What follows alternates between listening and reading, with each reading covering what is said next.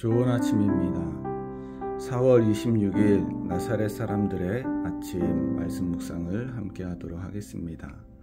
오늘 함께 보실 말씀은 역대상 13장 12절에서 14절 말씀입니다. 함께 보도록 하겠습니다. 그날에 다윗이 하나님을 두려워하여 이르되 내가 어떻게 하나님의 궤를 내 곳으로 오게 하리요 하고 다윗이 궤를 옮겨 자기가 있는 다윗성으로 메어들이지 못하고 그 대신 가드 사람 오벳에돔의 집으로 메어가니라. 하나님의 궤가 오벳에돔의 집에서 그의 가족과 함께 석 달을 있음이라. 여호와께서 오벳에돔의 집과 그의 모든 소유에 복을 내리셨더라. 아멘. 역대상 13장의 내용은 우리가 잘 알듯이 다윗이 여호와의 궤를 기럇 여아림에서 다윗성으로 옮겨가려고 하다가 여호와의 궤가 실려있는 수레를 끌던 소가 띠므로 우사가 하나님의 궤를 붙들었는데 하나님께서 그를 치심으로 우사가 그 자리에서 죽습니다. 그래서 다윗은 하나님의 궤를 자신에게 가져오는 것을 두려워하여 하나님의 궤를 오벳에돔의 집으로 가져가게 합니다. 그리고 하나님의 궤가 오벳에돔의 집에서 3개월을 있었는데 하나님께서 그의 집과 그의 모든 소유에 복을 내리셨다고 합니다. 오늘 이 말씀 중에서 우리는 오벳에돔의 신앙을 중점적으로 보도록 하겠습니다. 하나님의 궤가 기럇 여아림의 아비나답의 집에서 20년 동안이나 있었습니다. 그러나 아비나답의 집에 하나님께서 복을 내리셨다는 말은 없습니다. 오히려 하나님의 궤를 옮기다가 아들 또는 손자인 우사가 손을 대는 바람에 죽기까지 합니다. 반면 오벳에돔은 3개월이라는 짧은 시간을 하나님의 궤를 집에 모시고 있었지만 하나님의 큰 복을 받았다고 말하고 있습니다. 아비나답과 오벳에돔 사이에 무슨 차이가 있었기에 이토록 다른 결과를 가져오게 했을까요? 이것을 살펴보도록 하겠습니다. 6절에 보니 다윗이 하나님의 궤를 기럇 여아림에서 다윗성으로 메어오려고 했습니다. 그런데 실제로는 7절에 보니 여호와의 궤를 수레에 싣고 아비나답의 집에서 나오는 것을 보게 됩니다. 하나님의 궤를 메어 오려고 했는데 왜 갑자기 수레에 싣고 나오게 되었을까요? 다윗의 생각이 갑자기 바뀌어서 그랬을까요? 그렇지 않았을 것 같습니다. 아마도 아비나답이 새 수레를 만들어 두고 다윗에게 하나님의 궤를 옮기기 위해서 제가 새 수레를 만들었습니다. 소와 새 수레를 드리겠으니 수고스럽지 않게 수레로 옮기는 것이 어떨까요? 라고 말했을 것 같습니다. 이에 다윗도 동의하여서 하나님의 궤를 수레로 옮기게 하고 따랐던 것 같습니다. 그러나 이것은 하나님의 방법도 아니며 하나님의 명령도 아니었습니다. 하나님의 궤는 제사장의 어깨에 매도록 되어 있었습니다. 그곳에 제사장이나 레위인들이 없었던 것도 아닙니다.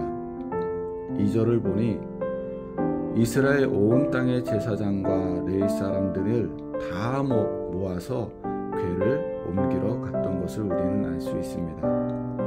수많은 제사장들과 레위인들이 그곳에 있었습니다. 그러나 아무도 다윗에게 안 됩니다.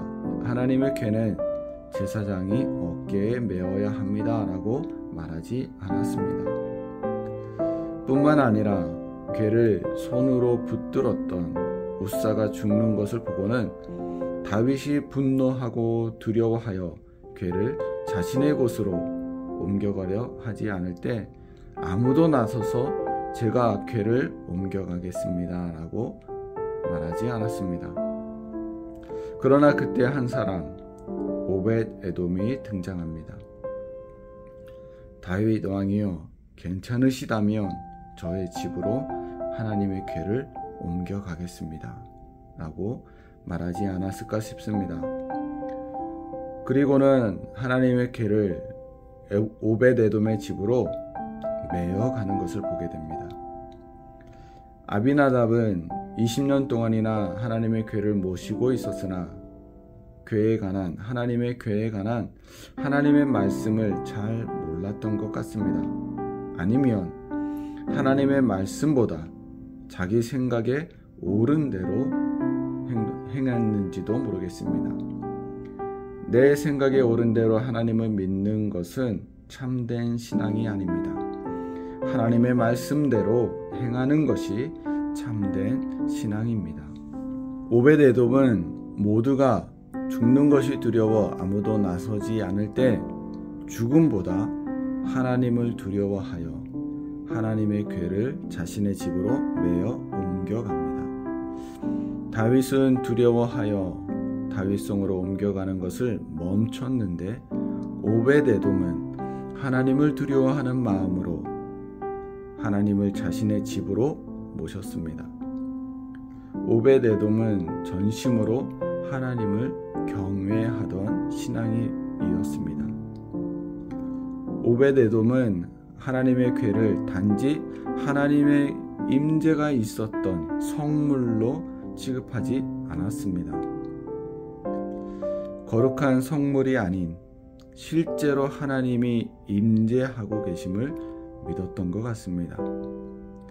오벳에돔은 하나님의 임재 앞에서 하나님의 말씀에 순종하여 따르며 하나님을 경외함으로 하나님의 궤를 모시게 되었습니다.